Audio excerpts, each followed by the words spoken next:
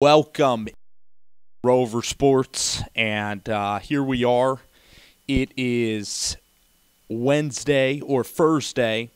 It is March 22nd, and today the New York Giants shake up yet again the NFL draft. Jason Pierre-Paul was traded for a third-round pick and a swapping of this year's fourth-round picks. So JPP is out the door. Jason was a defensive end for the New York Giants during their Super Bowl run. He was drafted in the same draft class as Earl Thomas and Brandon Graham, so that might have been the 2008 draft class, or maybe even later, I believe 2010. So when we look at what he did for this franchise, me being a Giants fan, I love Jason's work. He was really a leader in the locker room on all the championship teams, and even after the adversity that we all know about in 2015 with the July 4th firework accidents, the guy went to work. Great citizen, stand-up guy, and I truly believe that he's going to retire a New York Giant. I really do. And you know, when you look at Jason Pierre-Paul and the amount of money that he was making, I just don't think. I think it was a pure business decision that it didn't add up to his play. So for the Bucs now, he is going to be draining them about $11,000 in the cap, which for the Giants, like strictly, it gives the Giants $11 million more dollars to restructure deals, I believe, by getting rid of Jason. And you know, Jason Pierre-Paul, I mean, let's see how old the guy is. He's 29 years old. He's been in the league 8 years. I think his best work is behind him, and unfortunately, the hindrance of his hand that used to be a hand, you know, because of the tragedy that happened to Jason on Independence Day, that not being intact, you know, has affected his play. It's affected it in that he's not able to grab players as easily as he once was. Now, Jason, you know, he still showed explosiveness, especially, you know, during the year where they were able to go on to the playoffs, and when they were able to get a wild card 2 years ago. And Pierre-Paul was great, man. Very explosive athlete out of South Florida. He needed to be developed by Perry Fuel, and he was. And out of South Florida, I mean, I just remember how just raw, athletic he was, doing the backwards flips and everything. And he's certainly a fan favorite. He's one of the faces of the 2011 championship team. I mean, it was Justin Tuck, it was Jason, and it was a great group of guys. And Pierre-Paul, like I said, is a guy that's going to be missed from the New York Giants fan base, a guy that really, really loved and respected. And, you know, with the Giants and Spagnuolo being gone and Perry Fuel being gone, now you're adding in this new defense, which is going to be very hard to execute a 3-4. Not a lot of linemen are good at the 3-4. You have to have an excellent nose tackle, and that's what Snacks is going to have to provide for the Giants, a big guy in the middle that's a run stopper. And then you're going to have Olivier Vernon, who in Miami, I believe, might have played some 3-4. He can be a linebacker at times, and he can go out there and rush off the edge. You know, when Denver, when they had the Wade Phillips 3-4 defense, they were able to rush DeMarcus Ware and Von Miller and Shane Ray kind of off the edge. And the Giants are going to have to kind of try to do the same thing. You know, I know Romeo Okwara is also gone, a guy who showed flashes. So the Giants have Vernon, and now with this second overall pick, I mean, now a new guy emerges for the New York Giants, and that guy is Bradley Chubb. Bradley Chubb, the cousin of Nick Chubb, out of NC State, is a really clean prospect. This guy was really a star for NC State on that defensive line. A guy who can get in there, shows great speed, and really plays with more effort than Myles Garrett gave at A&M. He was a more consistent performer than Myles Garrett.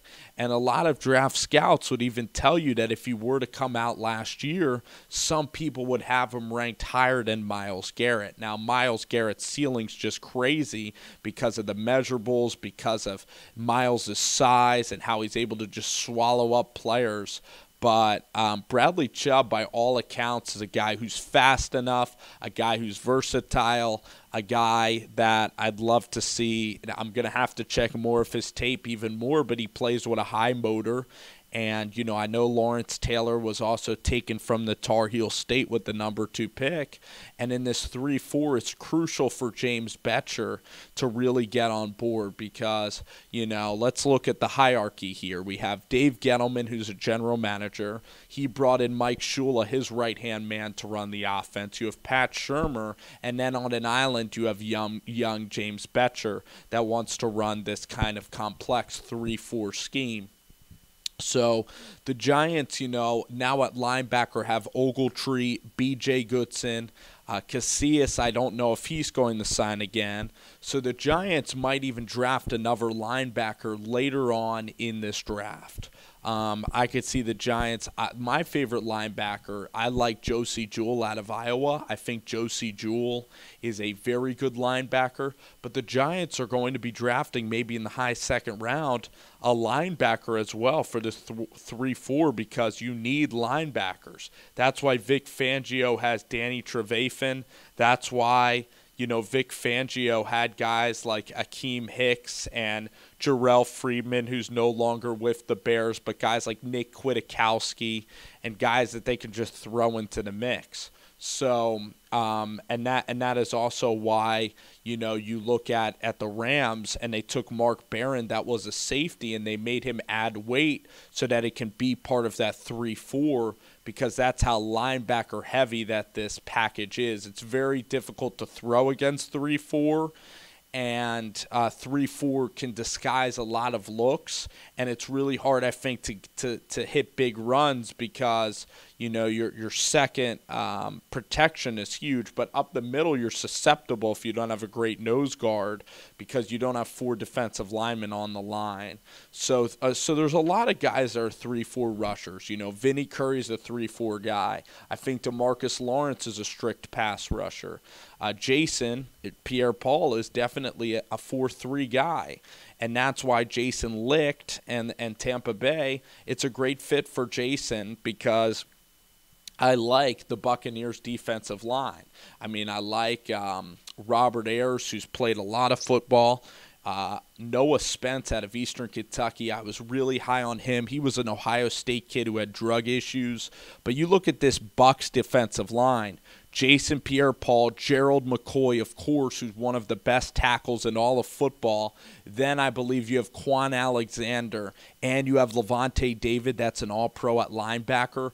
All the Bucs need is some really good coverage. And they have Brent Grimes. They drafted out of Florida Vernon Hargraves really high.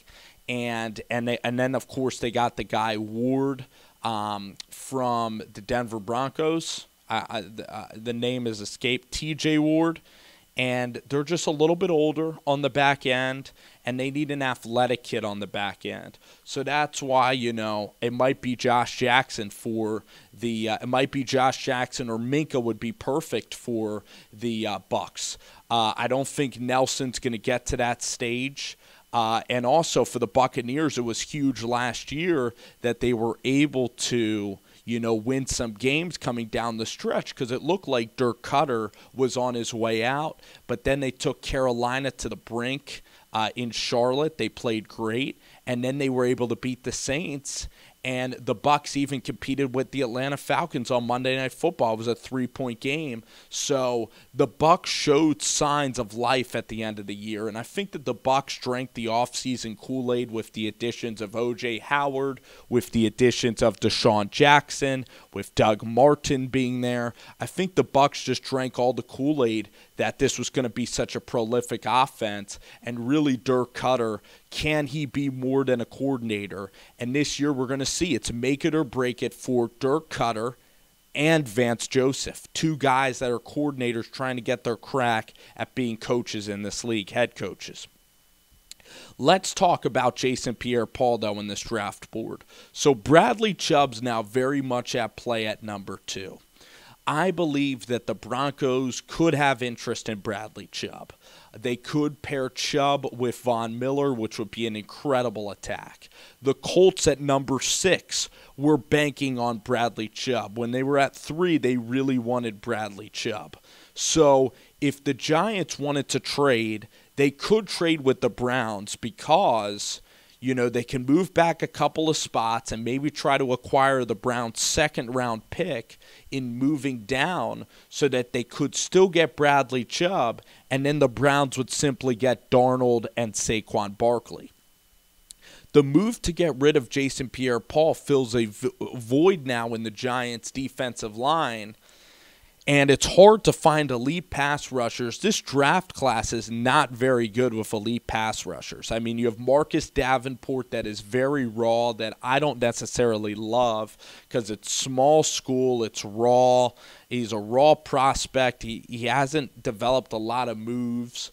I think Harold Landry's more proven, but the upside is questionable with Harold Landry. So, those are the only three real pass rushers. And then, you get to a point in this draft, it's just not a deep defensive tackle, or it's not like last year where you could pick up guys like Jonathan Allen midway down the first round and Ryan Anderson in the second round and guys from Bama that were sliding.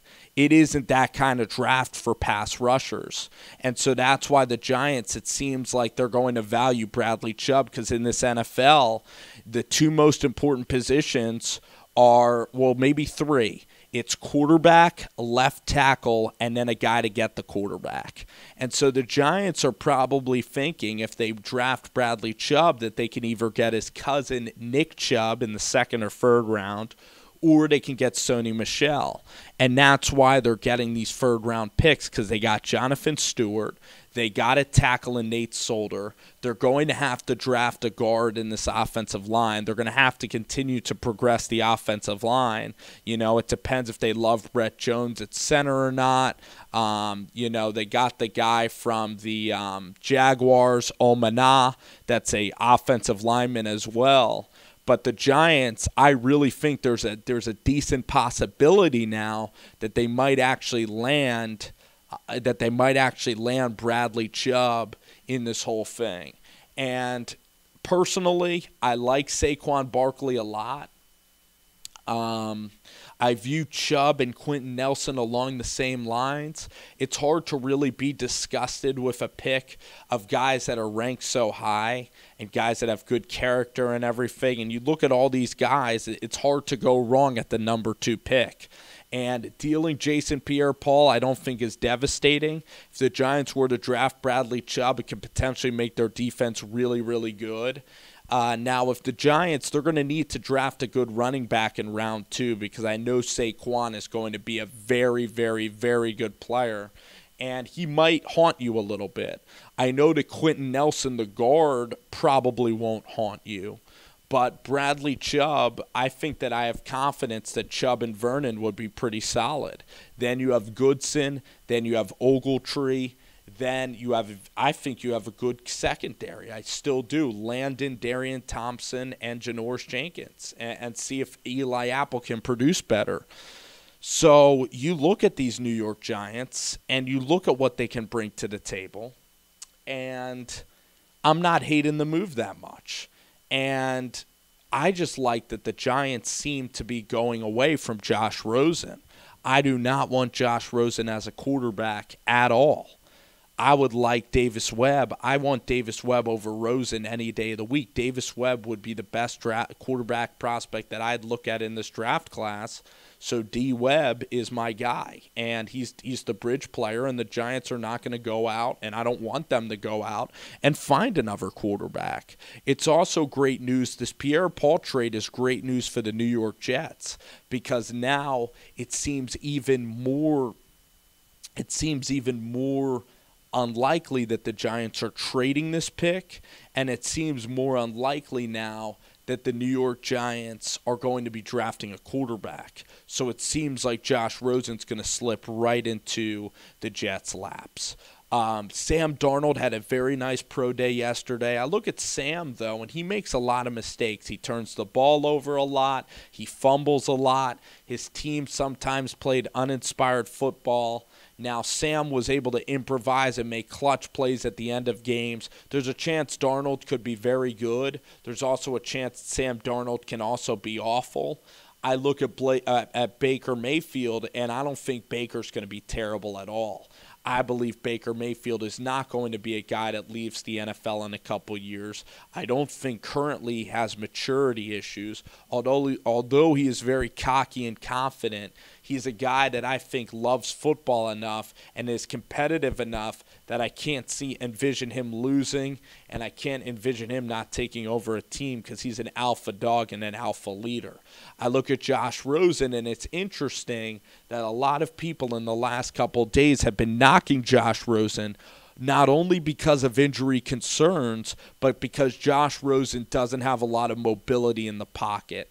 And in this modern NFL, if you're looking for a dual-threat quarterback, Baker Mayfield's more athletic. Josh Allen's more athletic. Lamar Jackson is certainly more athletic than Josh Rosen, and same with Sam Darnold. All are better athletes. Rosen is kind of just your traditional pocket passer, but the New York Jets should not overthink it. Josh Rosen is a prototypical quarterback, best throwing motion in the class. Guy can make all the throws, and the guy certainly studies football, smart enough to gather the playbook, a hard enough worker where he cares about the product of the offense. I think the Jets will be fools to pass on Joshua Rosen. So I see Rosen going at 3, Sam Darnold going 1, and then it's looking like Buffalo. Buffalo is still very much up in the air on the quarterbacks. I thought Buffalo and Brandon Beane would be more zeroed in on a quarterback, but it seems like they're going to be content to actually wait until the Jets are done, and then the Bills are going to go to like 5 or 6 or somewhere or 7, and they're probably going to get Josh Allen out of Wyoming or Baker Mayfield, one of those two guys, but probably Josh Allen, a guy that Brandon Beane sees a lot of Cam Newton in, a strong arm, physical quarterback that can play in the cold weather. So that's kind of where this draft is kind of heading. And I think it's very interesting. And then you're going to have the Niners, Bears, and the Raiders. All 3 of those teams could be looking at Tremaine Edmonds, could be looking at Roquan Smith, Denzel Ward. That's going to be very intriguing to continue to track this draft class. So I hope you guys appreciated the video tonight. For people that hung on, and you guys can fact check this in the morning. I got Loyola winning the game right now. I'm not sure the score yet. I got Loyola tonight.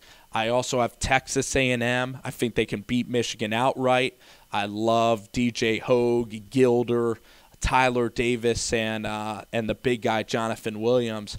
A&M's playing great. And then I have Kentucky and Zaga both covering tonight with my picks. So looking forward to talking to you guys tomorrow as well. Thanks for hopping in. Have a great